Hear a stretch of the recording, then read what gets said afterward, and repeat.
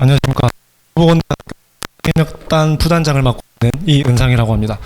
네, 저희 혁신지원 사업 이유형 지방대학 활성화 사업에서는 저희 광주는 통합돌봄 역량을 갖춘 간호보건 양성이라는 목적을 가지고 사업을 진행을 하게 됐는데요. 전체적인 이제 콘텐츠는 이 세 가지 구성을 했습니다. 첫 번째 이제 거버넌스를 구축하기 위해서 가장 먼저 이제 중요시 여겨졌던 게 지자체와의 연계성을 굉장히 강조를 많이 했었는데요. 지자체하고 연계성을 강조하기 위해서 먼저 저희는 저희뿐만 아니라 광주광역시 그리고 모든 대학들이 같이 해서 대학 및 지역 균형 인재 육성 지원 협의회라는 걸 구성을 했습니다.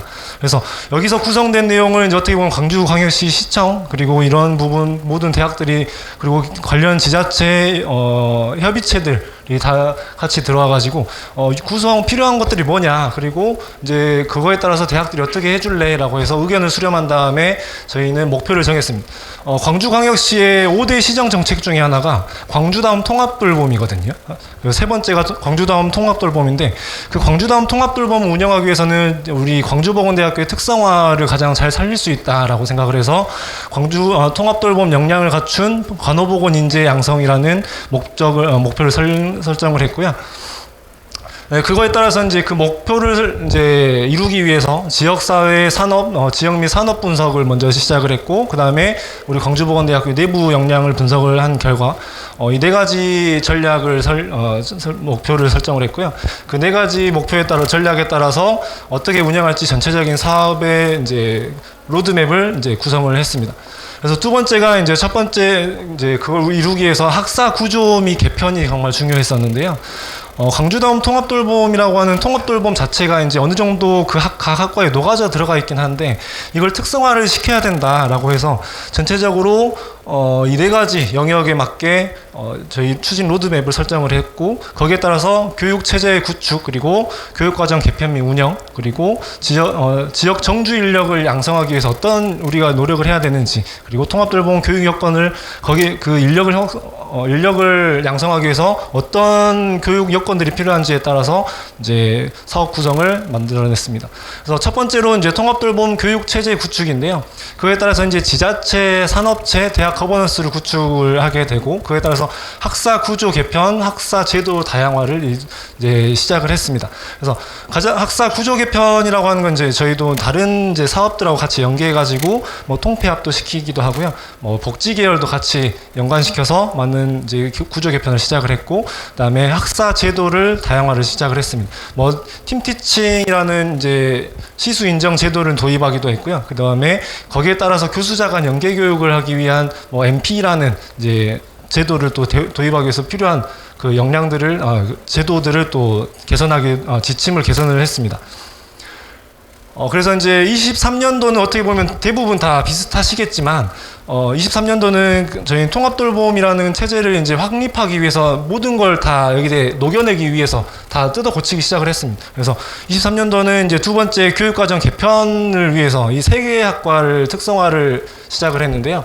간호학과, 치유생과, 이제 물리치료학과 이 세 개 학과들의 지자체 담당자와 산업체 전문가, 그 다음에 통합돌봄 산업 현장들에 있는 그 각각 전문가들을 초청을 해서 직무 분석을 해가지고요. 그 필요한 직무들이 통합돌봄에 필요한 직무들이 어떤 게 있느냐 해가지고 이 세 가지 학과의 과목들을 다 추려서 거기에 다 녹여내기 시작을 했습니다.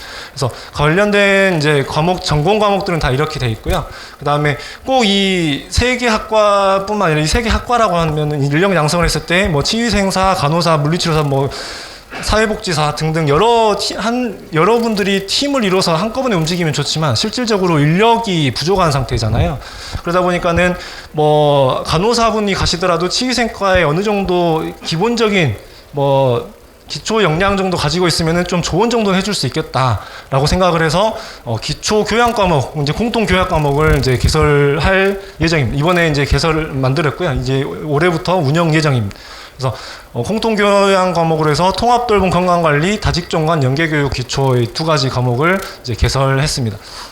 그래서 이거에 따라서 유연한 학사 운영을 위해서 뭐 수업 운영도 이제 어느 지침도 좀 개정을 했고요.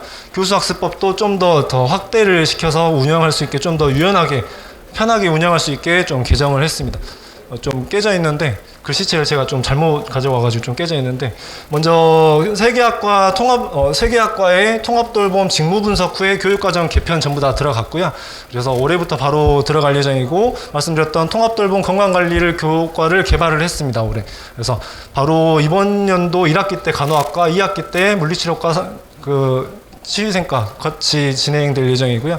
그리고 교수학습 지침서까지 이미 개발을 완성한 상태입니다. 그 다음에 이제 교육과정 개편 운영을 해서 이제 통합돌봄 전공 교육과정 운영 이제 맞춤형 해가지고 연계 교육을 시작을 했고요. 아까 말씀드렸던 MP 교육. MP라고 하면은 아까 이제 동의과학대학교에서는 다른 과에서 잘 안 하신다라고 했잖아요. 근데 저희 특성상 방사선과에 계신 방사선 전공 교수님께서 이제 치유생과에서도 같이 방사선적인 그걸 같이 하거든요. 그래서 방사선과 교수님께서 직접 가셔서 하시기도 하고, 저희 간호과에서 이제 간호사가 만약에 갔을 때 운동 관련된 걸 좀 알고 싶다 하면 물리치료과에 관련돼서 물리치료과 교수님이 가셔서 직접 그 관련된 내용을 몇 시간씩 이제 하는 MP 교육을 같이 진행을 했습니다.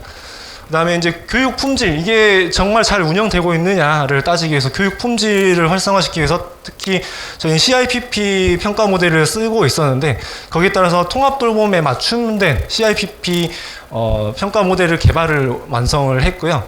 내용은 여기 전체적으로 들어가 있기 때문에 확대해서 나중에 좀 봐보시면 될 것 같습니다.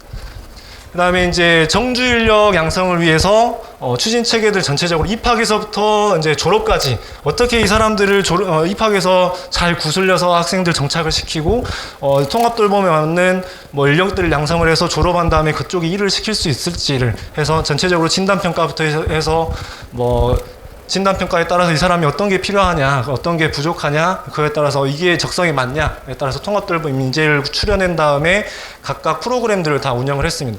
학습 지원 프로그램 개발을 했습니다. 올해는 학습 지원 프로그램, 통합돌봄 역량 강화 관련된 교육, 그리고 인권상담센터에서는 맞춤 진로 상담. 이제 어떻게 보면 통합돌봄을 하다 보면 상담이 정말 중요한 요소이기 때문에 심리 상담과 이 상담에 관련된 내용들 뽑았고요. 학생 취업처에서는 역량 강화를 위해서 여러 가지 프로그램들을 운영을 했습니다. 그래서 올해 진짜 아직까지도 사업 마무리가 다 안 되고 있긴 한데 정말 힘들게 다들 하셨겠지만 저희도 마찬가지로 진짜 끝까지 종강하기 직전까지 계속 프로그램들 운영해가지고 개발들을 다 완성을 했고요. 그래서 첫 번째로 학습 지원 프로그램으로 해서 기초 역량 진단 도구를 개발을 했습니다. 그리고 통합돌봄 컨설팅 매뉴얼 개발은 지금 이제 막 하고 지난 주말에 다 완성을 했고요. 그다음에 학습 역량 강화 지원을 위해서 전공 동아리 그리고 수기 공모전은 올해부터 진행할 예정입니다. 이제 저번 23학년도에는 이제 늦게 나와서 이제 개발하는데 프로그램 운영에 대한 제도 만드는데 이제 중점을 뒀고요. 그다음에 맞춤형 진로 심리 상담, 아까 말씀드렸던 심리 상담적인 내용이 정말 중요하기 때문에 적성 검사지를 200건 정도 다 모의로 한번 돌려봤고요. 그다음에 진로를 위한 산업체, 통합돌봄만에 필요한 산업체들이 필요하기 때문에 통합돌봄 맞는 산업체들을 일일이 다 방문하고 협약을 맺고 이제 다음부터 얘들한테 이제 올해부터는 견학까지 나갈 예정입니다. 그다음에 마인더 프로그램이라고 해서 말씀드렸던 이제 노인 대상 심리 상담 기법을 위한 시나리오를 먼저 개발을 했고요. 시나리오를 개발한 다음에 이런 상황에서 어떤 상담을 어떻게 할래? 이런 시나리오를 개발을 완성을 했고, 그 다음에 노인 상담을 필요한 도구들을 직접 개발을 했습니다. 뭐 구매를 할 수도 있지만 개발을 해버리면 오히려 더 이제 예산도 완전히 절감이 되고 학교 자체적으로 돌릴 수 있기 때문에 이런 상담 도구들을 같이 개발을 했었습니다. 그 다음에 통합돌봄에 관련된 전체적인 내용들 이제 역량 강화를 위해서 여러 가지 프로그램들 돌렸었는데요. 특히 이제 통합돌봄의 메인이 되는 게 노인 어르신들 관련된 내용이기 때문에 뭐 BLS나 KBLS, 칼스 프로그램들을 203명 정도 자격증을 직접 취득을 했고요. 치위생과에서는 치과 감염관리사 2급을 30명 정도 했고, 그다음에 통합돌봄 도수운동 과정이라서 135명 정도 수료를 했고요. 그다음에 필라테스 어르신들이나 이제 관련된 내용들을 필라테스 과정을 자격증반으로 운영을 했습니다. 그렇게 해서 이제 교육 여건, 이렇게 하기 위해서는 교육 여건 개선도 정말 필요한데요. 그래서 교육 여건 개선을 위해서 첫 번째 전문 인력 확보를 위해서 교수님들의 통합돌봄에 관련된 내용들을 교수님들을 이제 현장 전문가들을 초청을 해서 44명이 세 개의 학과 44명 교수님께 교육을 진행을 했고요. 그다음에 교수법 관련된 교수님들 연구 모임을 또 지원을 했습니다. 통합돌봄 관련해서 우수 사례를 발굴을 하는 콜로키움이라는 연구 모임이 있었고요. 그다음에 어떤 교수님들은 우리는 교재를 개발을 해보겠다라고 해서 직접 개발을 하신 교수님도 있으셨습니다. 그래서 그걸 이제 우수 사례로 해서 차년도에 그걸 또 기반으로 더 다음 내용을 또 연구할 내용이고요.